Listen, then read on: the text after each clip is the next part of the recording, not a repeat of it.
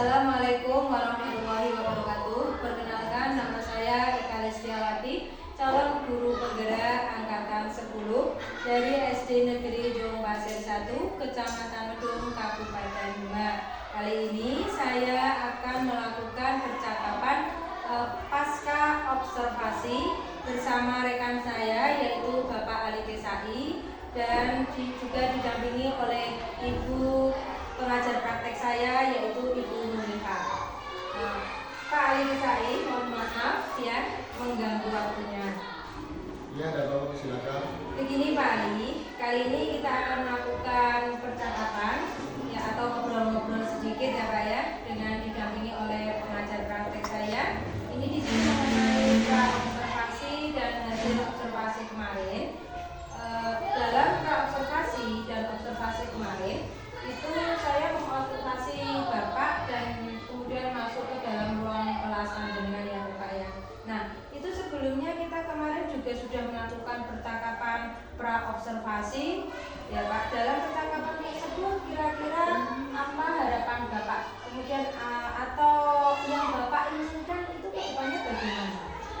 Jadi saya menginginkan, saya ingin menyampaikan tentang kelemahan dan kelebihan saya dalam mengajar.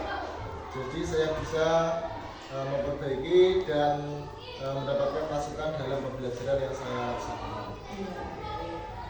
Kemudian bagaimana perasaan Bapak setelah melakukan pembelajaran bersama saya? Tentunya beda ya Pak ya, dengan yang kita lakukan pembelajaran sendiri ataupun dengan adanya saya mendampingi panjenengan di dalam ruang kelas. Nah itu pasti perasaan Bapak bagaimana?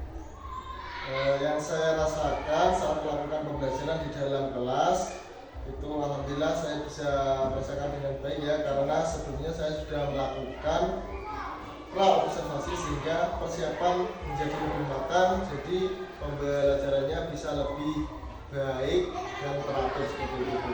Oh iya.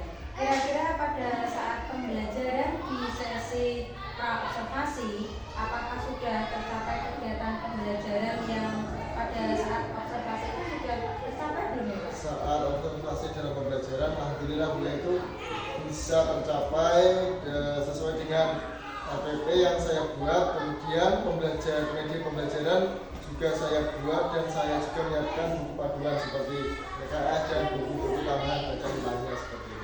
Kira-kira tujuan pembelajaran kepada siswa yang tercapai pada waktu itu sudah apa Pak?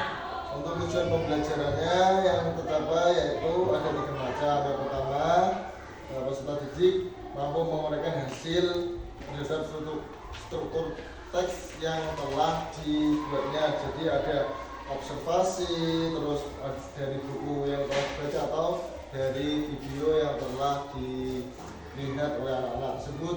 Kedua, peserta didik mampu menelaah prinsip mengenai penggunaan kalimat paragraf pada teks laporan hasil observasi. Yang ketiga, peserta didik menulis rangkuman teks hasil observasi dengan perhatian kata-kata. Jadi struktur katanya itu lebih pas, misalnya memperhatikan subjek, predikat, objek seperti itu. Bagus sekali ya Pak ya, alhamdulillah. Semoga pembelajaran yang Bapak Ali lakukan kemarin itu bisa bermanfaat untuk anak-anak juga ya Pak. Nah sekarang untuk area pengembangan Pak, kira-kira coba Pak Ali ceritakan menurut Pak Ali itu sudah baik, kemudian apa belum, dan yang harus dipertahankan dan yang kurang itu juga harus diperbaiki. Kira-kira hal apa saja itu Pak? Untuk hal yang baik, yang pertama yaitu karena saya sudah menerapkan media pembelajaran terhadap siswa, akan menjadi lebih dalam pembelajaran yang saya lakukan. Yang kedua, saya menyiapkan bahan bacaan untuk mengetahui gaya belajar setiap siswa. Jadi terlaksananya pembelajaran yang berdefinisi. Jadi saya bisa lebih memperhatikan kebutuhan siswa, mana yang kinestetik, mana yang auditoris, seperti ini. Ya, bagus sekali Pak. Kemudian jadi yang akan dikembangkan itu kemampuan sosial siswa dan emosionalnya ya Pak ya kayaknya. Nah setelah itu ada lagi tidak Pak? Ada biar saya ingin mengembangkan pada KS-nya itu Bu. untuk mengontrol emosi seperti itu. Kemudian saya ingin mengembangkan lagi mengenai mindfulness gitu ya. Jadi ketika dalam pembelajaran saya mempersiapkan mindfulness sehingga siswa itu bisa lebih menerima pembelajaran, bisa membuat dirinya lebih tenang. Sekali ini ya, agar anak itu lebih fokus ya Pak ya tentang pembelajaran. Nah setelah itu kira-kira yang Bapak inginkan atau yang Bapak ingin kembangkan mengenai atau diterapkan tentang KSE itu bersama mindfulness, kira-kira rencana strategi yang bagaimana yang ingin Bapak lakukan? Secara pribadi saya akan terus belajar memperbaiki diri saya, salah satunya mengembangkan media pembelajaran. Saya akan mencari-cari misalnya di beberapa referensi, bisa saya cari di MM maupun di YouTube karena sekarang banyak sekali untuk mengembangkan media pembelajaran maupun KSE ataupun mindfulness seperti itu. Ya, bagus sekali ya Pak ya.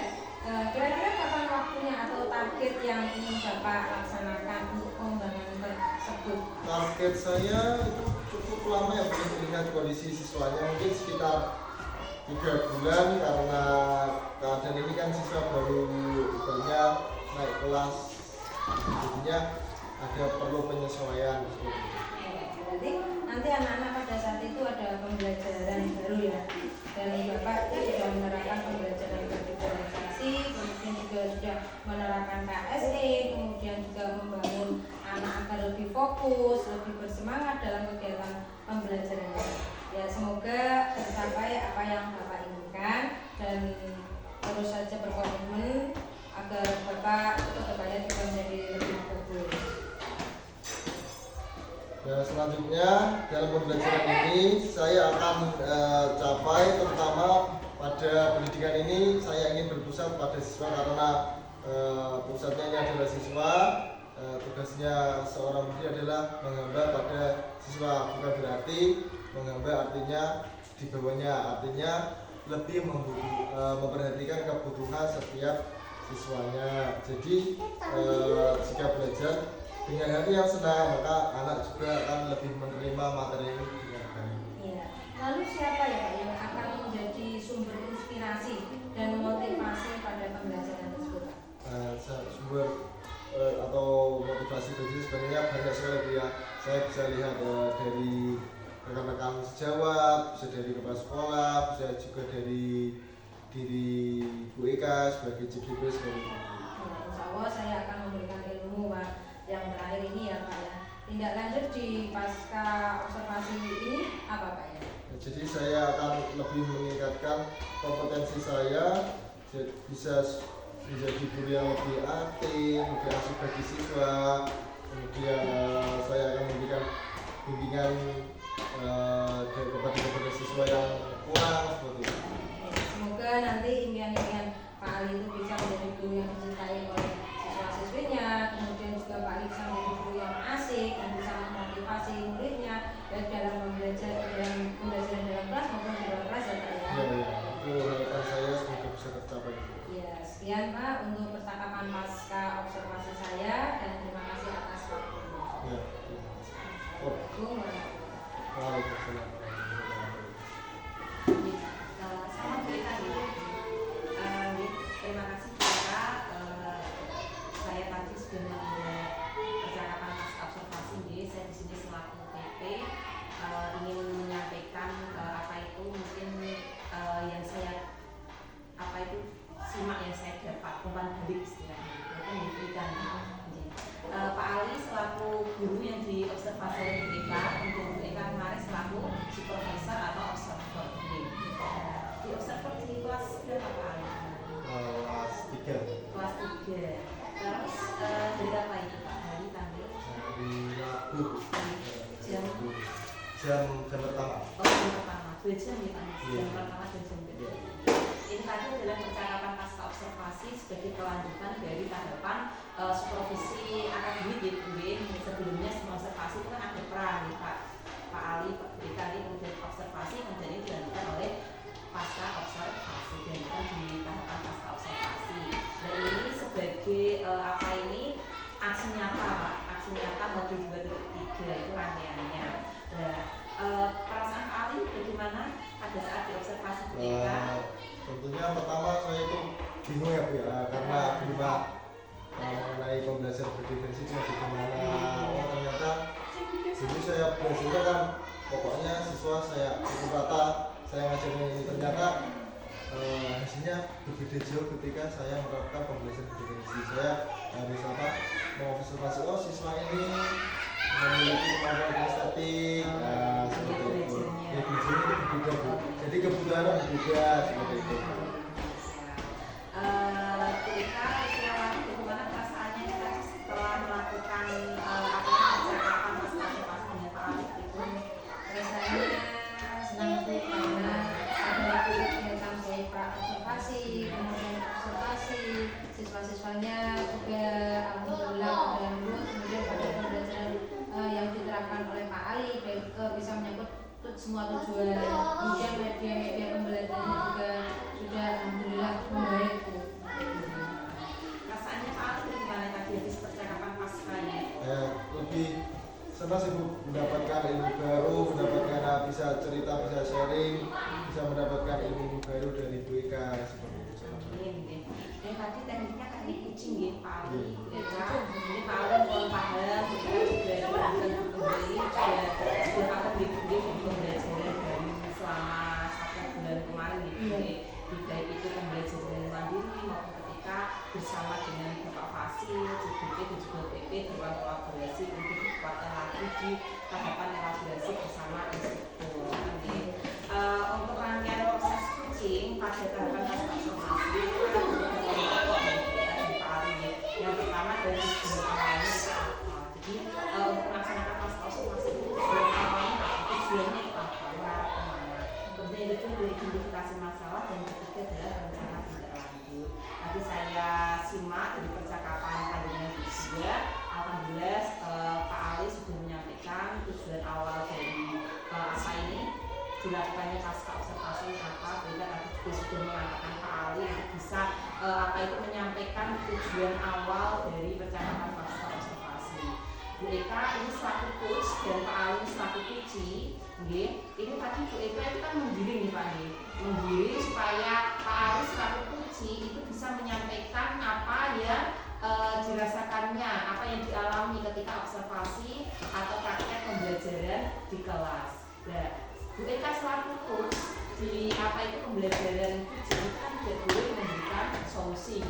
Kesannya solusi itu disampaikan oleh si kucing. Jadi seorang coach hanya mengantarkan atau memberikan pertanyaan yang bisa mengantarkan seorang coach bisa menyampaikan permasalahan, dan yang pertanyaan lagi bisa mengantarkan coach memunculkan solusi dari permasalahan yang dialami oleh Pak Ali selaku kucing. Tapi saya lihat sudah baik, sudah berjalan dengan baik untuk identifikasi masalah, tapi sudah berjalan dengan baik ketika Pak Ali. Dan tentunya kita mendapatkan mendapatkan Pak Ali selaku kucing itu terbuka, bukan seorang kucing yang introvert, artinya akan menutup diri.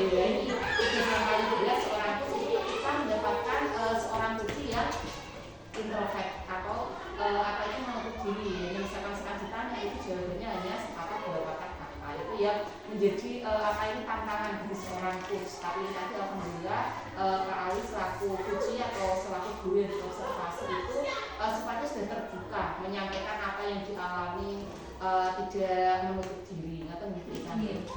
Kemudian untuk rencana tidak lanjut, tadi juga sudah ditanyakan di Ikan, kapan Pak rencana tidak lanjutnya ini mau dilaksanakan?